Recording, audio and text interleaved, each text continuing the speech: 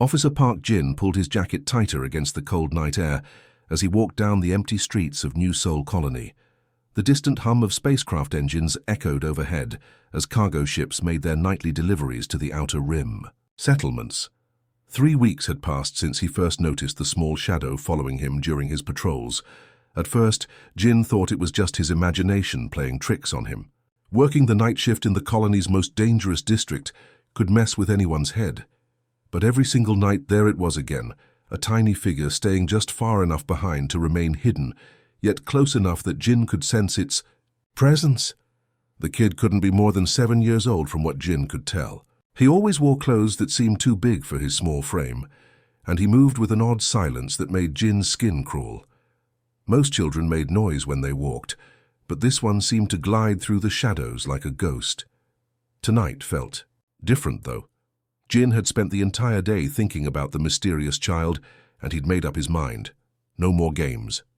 He was going to find out who this kid was, and why he was following a police officer around the colony's darkest corners. The streets were unusually quiet for a Friday night. Even the usual sounds from the alien quarter seemed muted. Jin could hear his own footsteps echoing off the metal walls of the buildings that lined the narrow pathways. Above him, the colony's artificial atmosphere generators hummed their constant tune, keeping the toxic outside air from seeping in. Jin deliberately chose a route that would lead him into one of the dead-end alleys near the old mining equipment storage area. If the kid was really following him, this would be the perfect place to corner him and get some answers. As he entered the narrow passage between two towering storage units, Jin could feel his heart beating faster. The alley was darker than the main street, with only a single flickering light at the far end, casting strange shadows on the walls. He stopped walking and listened carefully. Sure enough, he could hear the soft patter of small feet on the metal, grating behind him. The kid had followed him into the trap. Jin waited for what felt like an eternity before slowly turning around. He pulled out his standard-issue flashlight and clicked it on, sending a bright beam cutting through the darkness. What he saw made him take a step backward. The child stood about 20 feet away, caught in the full glare of the flashlight like a deer in headlights.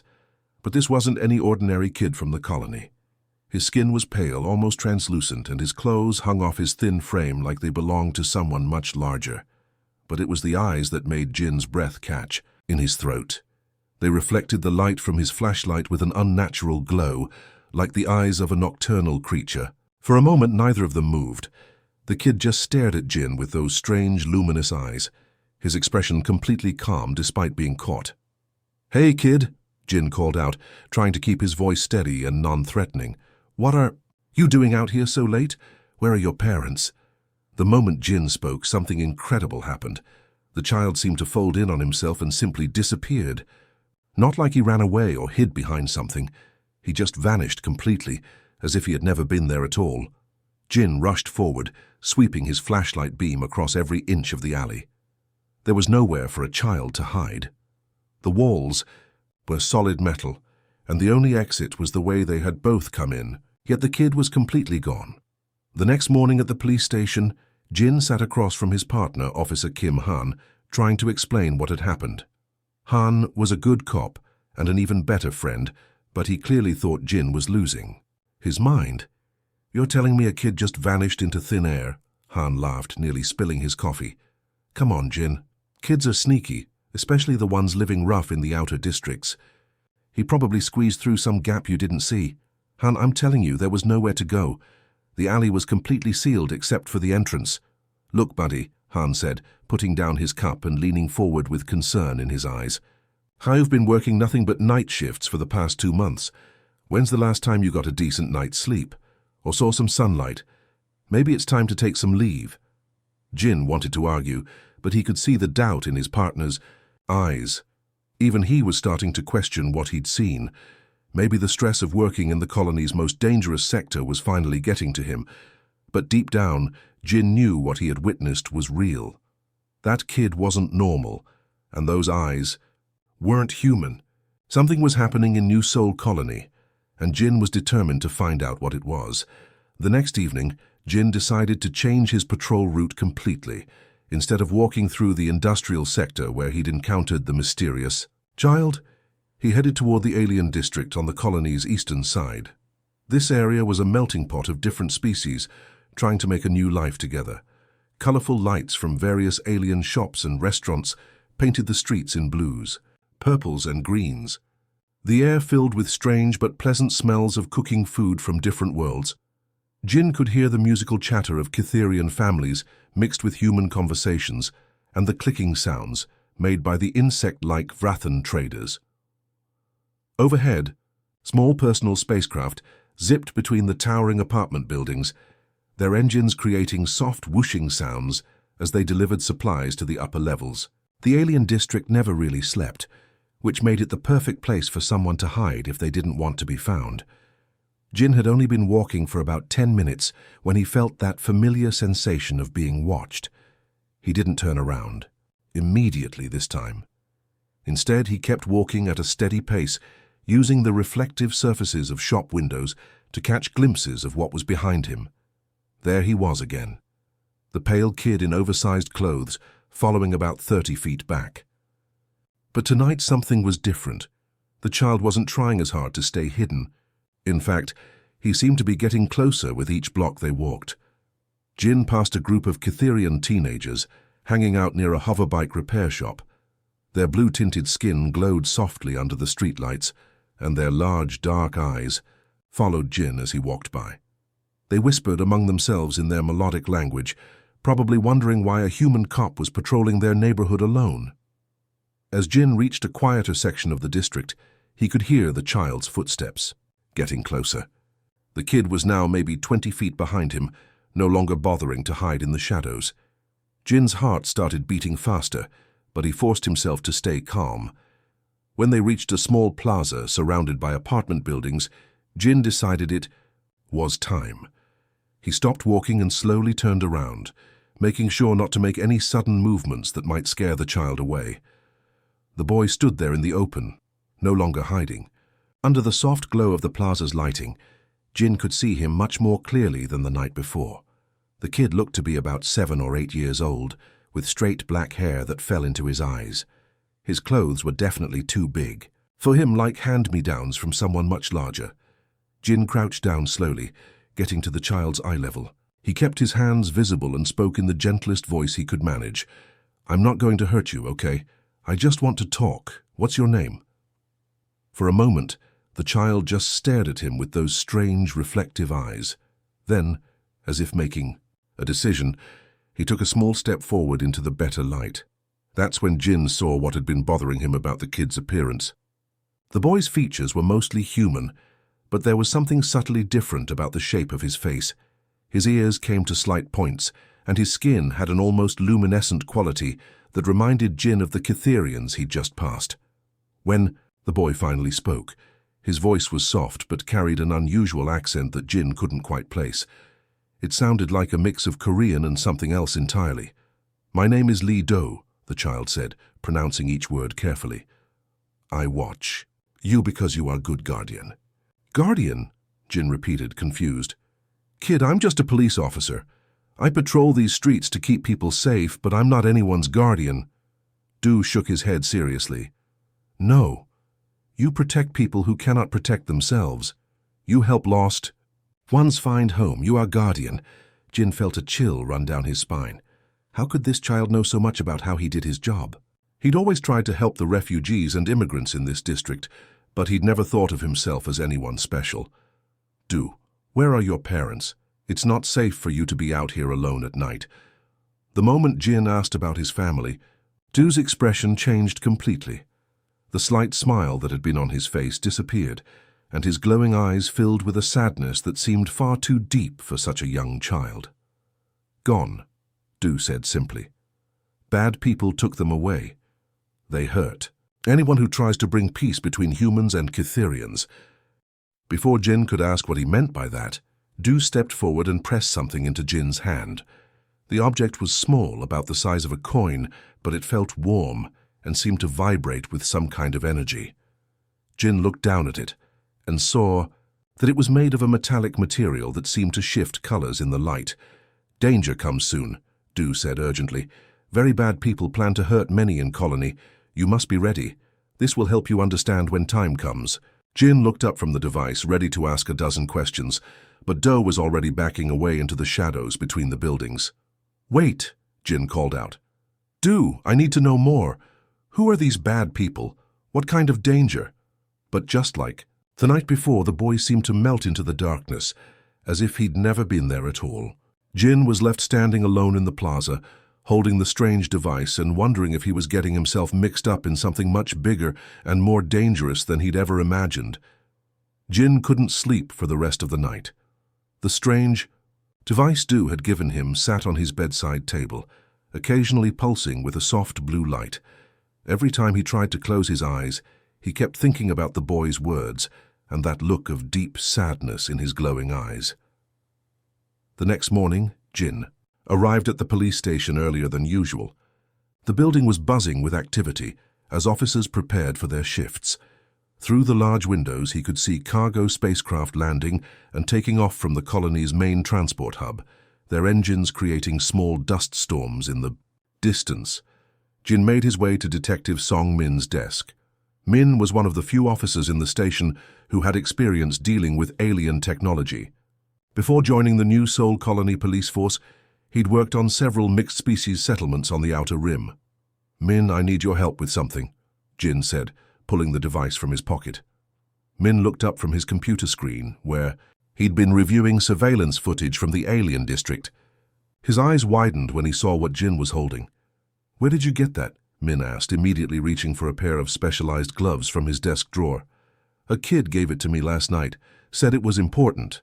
Min carefully took the device and examined it under his desk lamp. The metallic surface seemed to respond to his touch, glowing brighter and shifting through different colors. "Jin, this is serious tech. This is a Cytherian data crystal, military grade. These things can store massive amounts of information and can only be accessed using specific equipment." Min led Jin to a secured room at the back of the station where they kept confiscated alien technology. The room was filled with strange devices from various species, all catalogued and stored for evidence in different cases. Min connected the crystal to a specialized interface unit that looked like a mix between a computer and some kind of organic growth.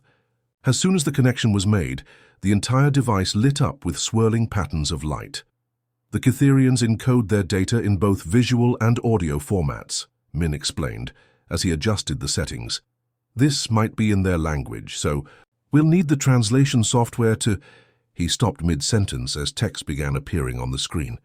But it wasn't in Cytherian script. It was a mixture of broken Korean and alien symbols, as if whoever wrote it was trying to communicate in a language they didn't fully understand.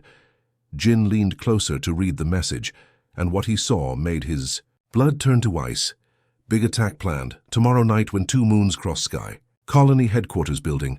Many humans will die, bomb machines hidden in lower levels. Bad Cytherians work with bad humans. Trust no one in blue uniforms. They watch everything. Save the people. Time running out." The message repeated several times, each version slightly different, as if the writer had been trying to make the warning as clear as possible. "This is talking about tonight," Jin whispered. "The 2 moons cross paths tonight around midnight." Min was already pulling up building schematics on his computer. The colony headquarters houses over 3,000 people during night shifts. If there really are explosive devices in the lower levels, Jin felt sick. "Min, someone inside the police force is involved. Look at this part about not trusting anyone in blue uniforms." "We need to report this immediately," Min said, reaching for his communicator. "Wait," Jin grabbed his arm. "Let me handle this. If there really are corrupt officers involved, we need to be careful about who we tell." Jin left Min to analyze the data crystal further and headed straight to Captain Choi's office. The captain was a veteran officer who'd been running the station for over 10 years. If anyone could handle a threat this serious, it would be him. Jin knocked on the door and entered when he heard Choi's gruff voice telling him to come in. The captain was sitting behind his desk, reviewing patrol schedules on his tablet. "Captain, I need to report a serious threat against the colony headquarters," Jin began. Before he could explain further, Choi held up his hand. Jin, I've already heard about your little episode with the imaginary kid. Officer Han filled me in yesterday morning. Sir, this isn't about that. I have evidence of a planned attack. Evidence? Choi interrupted, his voice getting louder. You mean the hallucinations you've been having because you've been working too many night shifts? Jin pulled out his tablet and showed Choi the translated message from the data crystal. Captain, please look at this.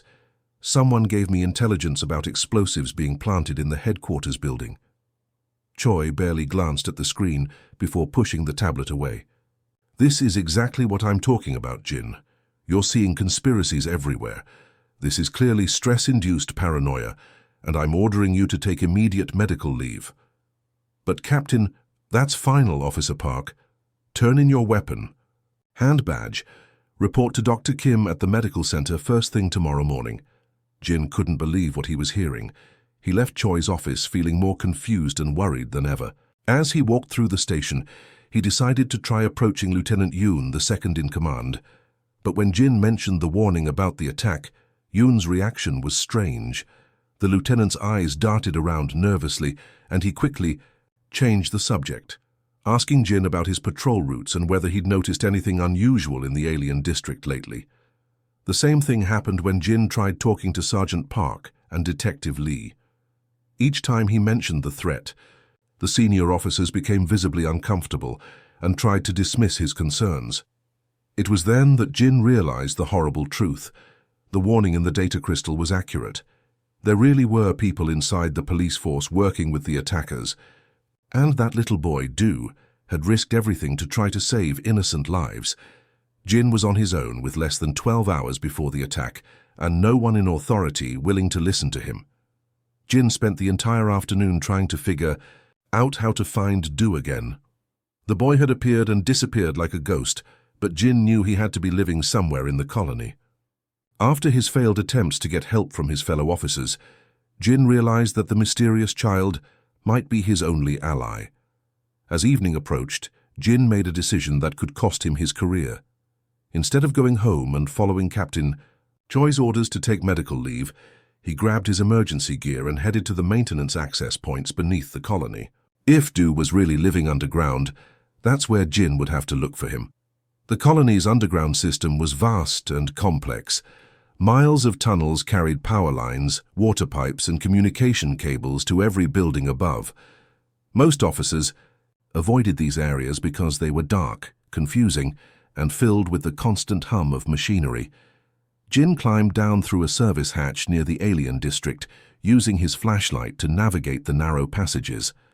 The air down here was warm and humid, filled with the smell of metal and electrical equipment.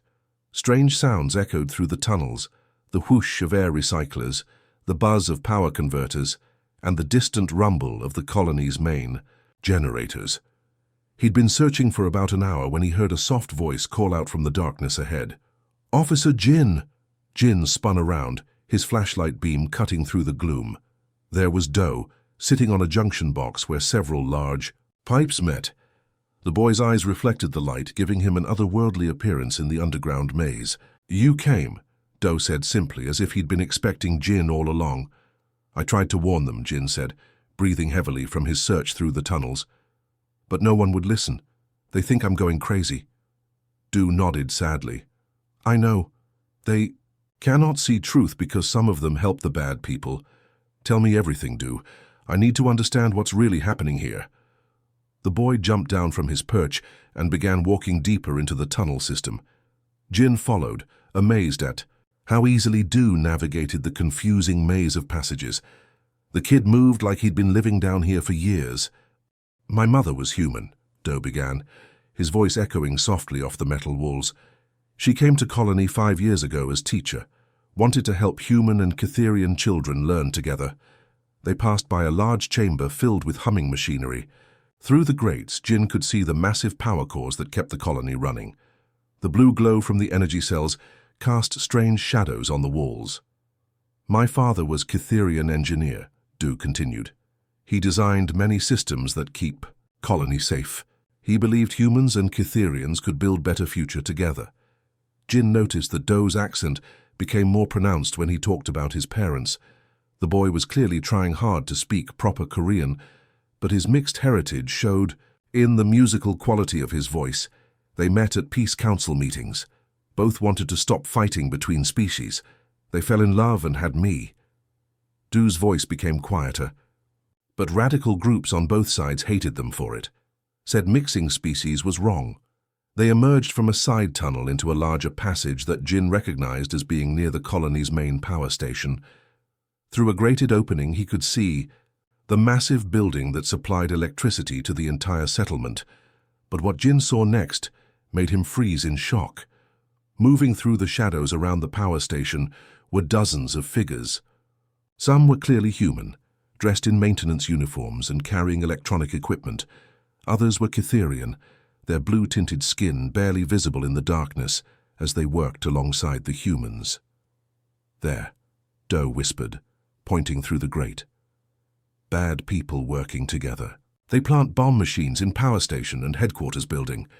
Jin watched in horror as the mixed group of conspirators moved with military precision.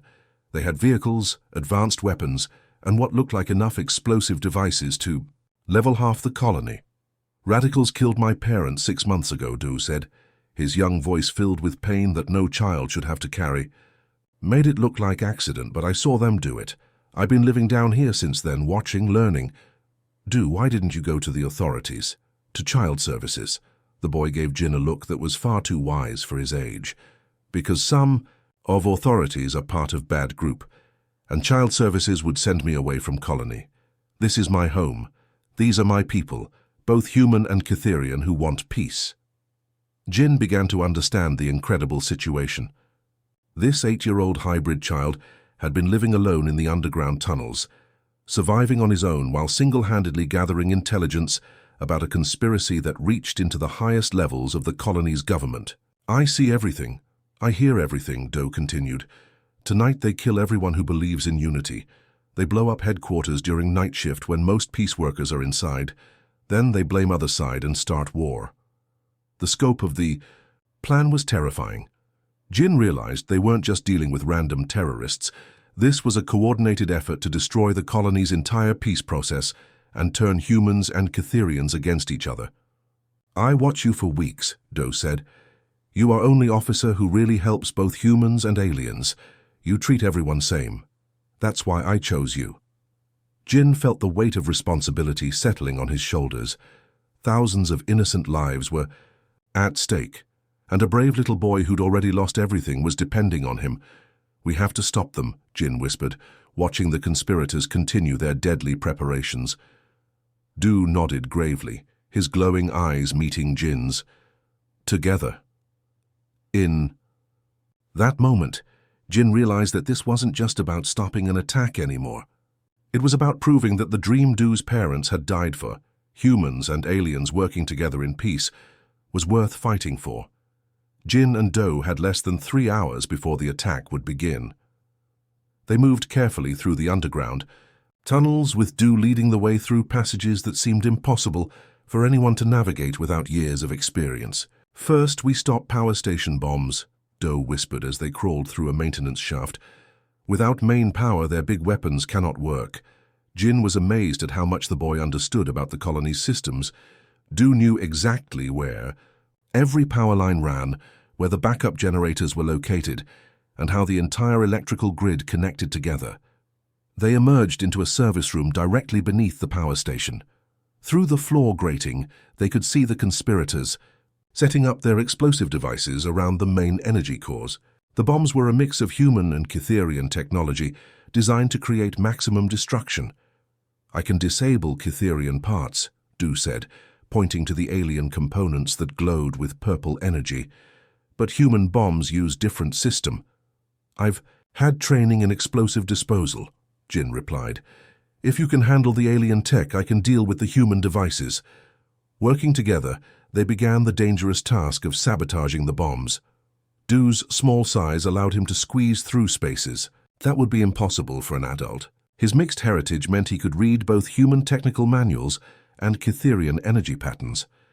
Jin watched in amazement as the boy's fingers moved over the alien control panels with perfect understanding.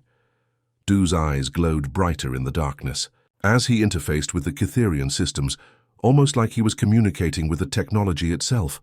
"Done," Du whispered, after disconnecting the last alien component. "Now they cannot make big explosion." Jin had managed to disable 3 of the human bombs, but there were still several more throughout the building. They were running out of time. "Du, I need to get word to the loyal officers somehow. Can you handle the remaining bombs while I try to send out a warning?" The boy nodded seriously. "I know every tunnel, every wire, every pipe in Colony. I can stop rest of bombs." Jin made his way to an emergency communication station hidden in the maintenance levels. These systems were designed to work even if the main colony network was compromised. His hands shook as he activated the emergency broadcast channel. "This is Officer Park Jin with urgent colony-wide alert. Terrorist attack in progress at headquarters building and power station. Explosive devices planted by mixed group of human and Cytherian radicals. Some police officers are involved in conspiracy. All loyal personnel respond immediately." Meanwhile, Du was moving through the building's infrastructure like a ghost. His unique understanding of both human and alien technology allowed him to not only disable the remaining bombs, but also to hack into the conspirators' communication systems. The attack began exactly at midnight, just as the 2 moons crossed paths in the night sky. But instead of the massive explosion the terrorists had planned, their bombs failed to detonate. Their advanced weapons systems shut down one by one, as Du manipulated the power flow throughout the building. Jin's emergency broadcast had reached the loyal officers, and they were already surrounding the headquarters building. The conspirators found themselves trapped, their carefully planned attack falling apart around them. Through the building's security monitors, Jin watched as Captain Choi and several other corrupt officers tried to escape in a stolen spacecraft. But the ship's systems had been sabotaged by Du, and the vessel crashed in the colony's outer landing area before they could get away. The battle was over within an hour. The mixed group of human and Cytherian extremists were captured, along with the corrupt police officers who had been helping them. Not a single innocent person was killed, and the colony's peace remained intact. 3 days later, Jin sat at his desk in the police station, filling out the massive amounts of paperwork that came with exposing a conspiracy of this size. Du sat quietly in a chair beside him, reading a book about spacecraft engineering that someone had given him. The boy had become something of a celebrity in the colony. News of his heroic actions had spread quickly, and people from both human and Cytherian communities were calling him a hero. "What happens to you now?" Jin asked, looking up from his reports. Du shrugged, a gesture that looked strangely adult on such a young face. "I don't know. Nowhere to go. Cannot stay in tunnels. Forever." Jin had been thinking about this question for days. He looked at this brave little boy who had risked everything to save people who had never fully accepted him. Du had no family, no home, and no one to take care of him. "How would you feel about coming home with me?" Jin asked quietly. Du's glowing eyes widened in surprise. "Really? You want me?" "Really. Every good guardian needs a partner, and I think we make a pretty good team." For the first time since Jin had met him, Du smiled with pure happiness. "I would like that very much." The adoption process took several weeks, but Jin had support from unexpected places. The colony's leaders, both human and Cytherian, were eager to help the boy who had saved so many lives. Within months, Du's story had changed everything. The colony began to see mixed heritage children not as problems to be solved, but as bridges between different worlds. Other human settlements started requesting advisors like Du to help them build better relationships with their alien neighbors. Du himself thrived in his new life. He attended school with both human and Cytherian children, teaching them about cooperation and understanding. His unique abilities made him invaluable in solving technical problems that required knowledge of multiple species' technologies. The boy who had once stalked through shadows became a beacon of hope for the entire colony. Spacecraft pilots would request Du's help when they had problems with mixed technology systems. Engineers from across the galaxy came to study how human and Cytherian technologies could work together more effectively. Jin often thought about how this all started, with a mysterious child following him through dark streets. He had thought he was just a police officer doing his job, but Du had seen something more. The boy had recognized in Jin the kind of person who could help build a better future for everyone. Years later, when Do had grown into a confident teenager who served as an ambassador between species, people would ask Jin how he had known the boy would become so important. Jin always gave the same answer: "I didn't choose Do, he chose me." And sometimes the best thing we can do is trust in the wisdom of those who see the world differently than we do. The Night Stalker had become a guardian of peace, proving that humanity's greatest strength wasn't in standing apart, but in embracing those who could help them become something greater. The end.